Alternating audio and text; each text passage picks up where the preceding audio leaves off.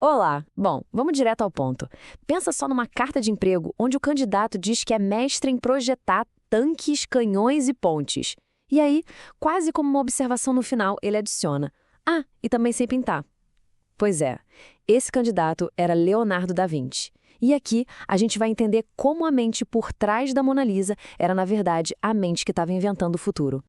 E olha, essa é a citação exata da carta dele para o Duque de Milão. Ele se vendeu primeiro como um engenheiro militar e só depois como artista. Isso já nos dá uma pista gigante de como ele se enxergava e, mais importante, como ele queria que os outros o vissem, como um homem da ciência, de soluções práticas, que, por acaso, também era um pintor genial.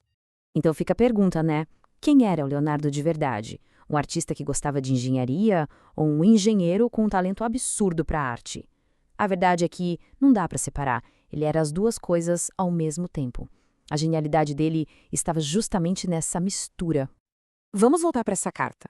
Chegando em Milão, Leonardo precisava muito impressionar o duque, um cara poderoso, um líder militar. Então ele foi super estratégico. Destacou as habilidades dele em engenharia de guerra. Ele sabia que para aquele cliente, canhões valiam mais do que quadros. Uma verdadeira jogada de mestre em marketing pessoal lá no século XV. E o mais fascinante disso tudo é que essa genialidade toda não veio de uma universidade. Leonardo era filho legítimo, então ele não podia frequentar uma escola formal. Ele aprendeu a ler, escrever e um pouco de matemática, e foi isso. O resto? Bom, o resto veio de um lugar muito mais poderoso. E essa educação não formal começou a tomar forma no lugar mais vibrante que existia na época, a Florença do Renascimento. Foi lá que os talentos dele encontraram o terreno perfeito para crescer, transformando aquele garoto curioso em um verdadeiro mestre. Desde criança, duas coisas o definiam. Primeiro, uma curiosidade que não acabava nunca. Ele não queria saber só como as coisas funcionavam, ele queria saber por quê. E segundo, uma capacidade de observação que era quase sobre-humana. Essa curiosidade, aliás, o levou a explorar uma caverna e achar um fóssil de baleia, um momento que marcou a vida dele. Mais tarde, na oficina do mestre Verrocchio, ele aprendeu a usar essa observação para tudo, da arte à mecânica. E aqui está o ponto principal de tudo. Para o Leonardo, arte e ciência não eram coisas separadas. Eram a mesma busca por entender o mundo, só que por caminhos diferentes. Uma coisa alimentava a outra, sabe? Num ciclo perfeito. A ciência dava a precisão que a arte dele precisava e a arte trazia a beleza que os estudos científicos dele mereciam. Com essa filosofia, Leonardo basicamente inventou um método científico para uso próprio, séculos antes dele ser de fato formalizado.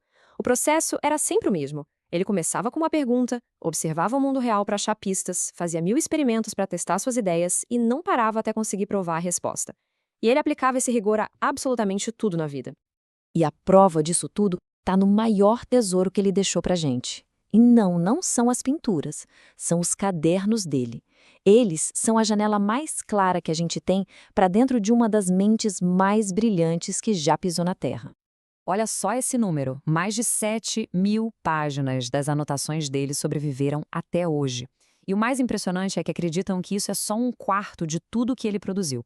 É um volume de trabalho, de pensamento que é simplesmente espantoso. E nesses cadernos a gente encontra o quê? O futuro. Dá uma olhada nisto. Um veículo blindado que parece uma tartaruga de metal, com canhões apontando para todos os lados.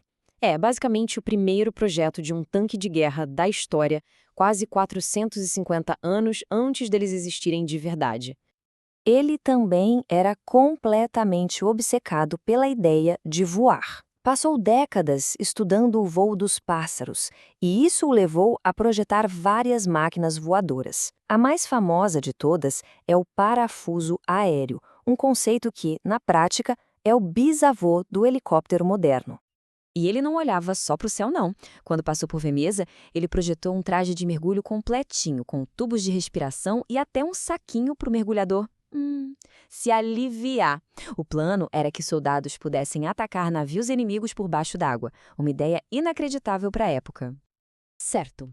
Agora, vamos ver como essa obsessão científica toda foi parar nas obras de arte dele, transformando-as em algo que ninguém nunca tinha visto. É aqui que o engenheiro e o artista viram uma pessoa só. Pensa na Última Ceia. Ele não pintou o som no jantar, ele congelou um instante, o exato segundo em que Jesus diz: "Um de vocês vai me trair". A pintura é uma aula de psicologia, mostrando a reação em cadeia dos apóstolos, da surpresa ao debate. E o truque científico? Ele distorceu a perspectiva de propósito, um erro calculado para que de qualquer lugar da sala a pintura parecesse perfeitamente encaixada na parede. E claro, a gente chega na pintura mais famosa do mundo. O grande mistério da Mona Lisa não é nem quem ela era, mas sim o sorriso. Porque ele parece que está lá e de repente some. A resposta não tem nada de mágica, é pura ciência.